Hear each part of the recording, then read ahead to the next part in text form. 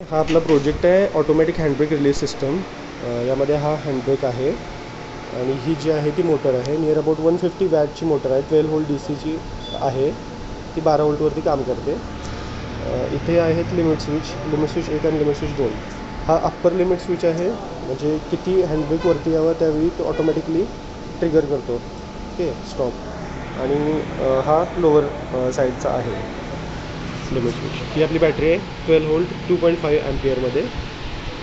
Simultaneously हा आपला display आहे. आतमध्ये ऑर्डिनो युनो आणि रिले वगैरे आहे. हा आपला की स्विच आहे. आता आपली गाडी बंद कंडिशनमध्ये आहे. ओके, बंद कंडिशन आहे. सो हँडब्रेक आता एंगेज झालेला आहे, वरती आलेला आहे. आणि इथं पण लिहिलेलं आहे हँडब्रेक इज एंगेज सेफली. आता मी चावी पुट करतो आहे. ओके, आता मी चालू करतो आहे गाडी. चालू केल्यानंतर ऑटोमॅटिकली आपण बघू शकतो की हँडब्रेक खाली जातो आहे. झाला, रिलीज झालेला आहे. Handbrake is released. Okay, then automatically हा लिमिट स्विचसुद्धा प्रेस झालेला आहे. अशा पद्धतीचा सेटअप आहे. जो प्रोग्रामिंगचा पार्ट आहे तो ऑर्डिनोमध्ये झालेला आहे पूर्णपणे.